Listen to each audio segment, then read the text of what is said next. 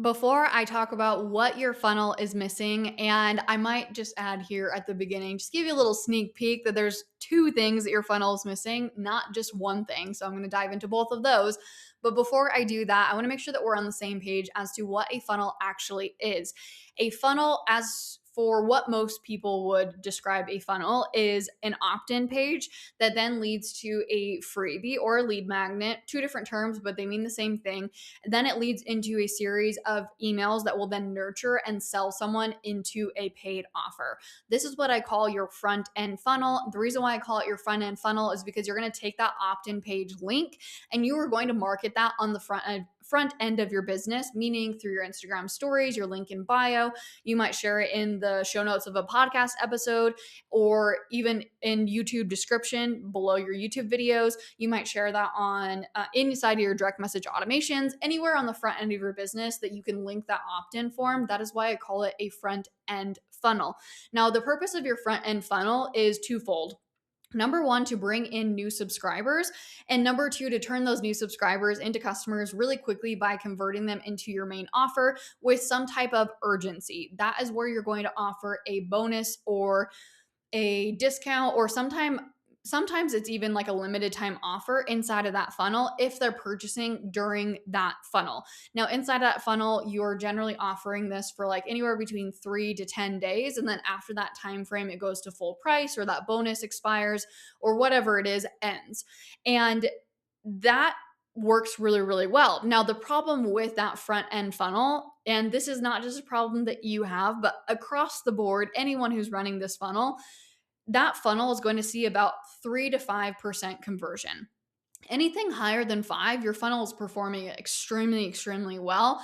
Across the board, though, about 3 to 5% is what that funnel is going to convert at. Now, the issue here is, what about the 95% of people who didn't purchase inside of that funnel? And this is where a lot of people are leaving a lot of revenue on the table. So what happens generally here is people will enter your front end funnel, and whether or not they buy, you're just adding them to your newsletter list. And what happens with your newsletter list, and the issue here is not that you're sending out newsletters, please continue to do so. There's nothing wrong with that. But people who are getting those newsletters are at all different stages in their journey. Someone might have purchased one offer from you, someone might not have purchased anything from you. Someone might be on that newsletter for the first time and seeing the very first email that you've sent them. Someone might have been on your newsletter for 3 years. Everyone is at different stages. And so it's impossible for you to create, or I should say, curate a buyer journey on your newsletter list, because everyone who's getting those emails is just simply at different stages. And so, what I recommend doing is, instead of dropping people into your general newsletter list after your front end funnel, if they haven't purchased, I recommend dropping them into what I call your long term funnel, or the term I use is reply and buy funnel.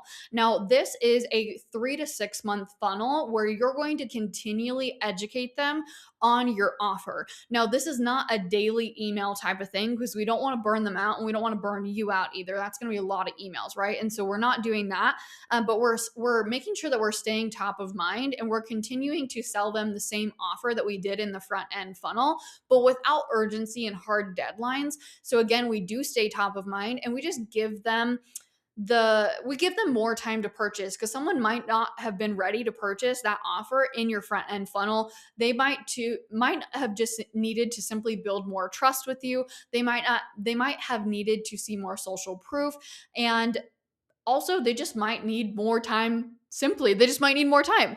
And so we're really honoring their buyer journey, because buyers sometimes they just don't decide immediately, and that's okay. It doesn't mean that we've lost them as a buyer forever. It just means that we need to make sure that we are recognizing their buyer experience and curating a journey for them after that front end funnel. So they might need more clarity, more repetition, aka they're hearing about it more. They might need more time. They might need more social proof. They might need just more conversation in general. And so that is what this long-term funnel is doing for them. Your front end funnel is designed to be fast, is designed to be urgent and to convert those 3 to 5%, maybe even up to 8 to 10% of people inside of that funnel. But for those who don't convert in that funnel, we need this long-term funnel that is really, it's, I call it your patient funnel, because it is patient, right? It's all about giving people more time, building more confidence and trust, and also just respecting the fact that it simply might take people more time to purchase. And that's okay. It doesn't mean that they're not as good of a buyer. It just means that we need to recognize their the way that they purchase and create an experience specifically for them. And so that's where that long term funnel comes in. So, again, just for clarity there, why is this long term funnel important? Because when someone goes through that front end funnel, only 3 to 5% of people are generally going to convert. And so, what do we do about the 95% of people who don't? They're then added into this long term funnel. Now, let's talk about the 3 to 5% of people who did buy, because that is really, really important. And also, what I see most of the time happening here is someone purchases your offer and you're like, yay, they purchased my offer. And then you like completely ghost them. Like you send them the welcome email and you send them like maybe some login information. You're like, hey, here you go. And then you're like, peace, bye. I'm ghosting you. Obviously, you're not actually saying I'm ghosting you, but that's generally what I see happen. And that is, you're missing so much opportunity for revenue, but also for serving that person that is inside of your offer. And if someone has purchased from you, that means that they trust you. They value what it is that you teach, and they are ready for transformation, right? They're ready for whatever it is that you told them that your offer is going to deliver for them. And this is why, instead of just ghosting them, we need to guide them on a journey moving forward. And so we need to set up an email sequence, what I call your post purchase email sequence, that is going to, or I guess I should say, post purchase funnel that is going to help them to get to the transformation that your offer promises faster, better, easier, quicker. And then it guides them into that next offer that is the next best step for them. So we're not leaving them hanging high and dry. We are making sure that they are getting the information that they need, and also just the support that they need, the check ins that they need to achieve the transformation of our offer, because that is the ultimate focus. We're not just there to sell them into the next offer just to make a quick buck. We really want to make sure that they actually see results from the offer, because when they see results from the offer and then we present them like, hey, here's the next best step for you, you should dive into this offer for XYZ reasons, here's why it's the next best step after the offer that you just went through, it is going to be an absolute no-brainer for them to join in, because they just saw transformation, whatever that is, right, that you promised them inside of that offer. And so, of course, they're going to want more. And they also want to stay in your world. And that's how you're going to create those repeat buyers.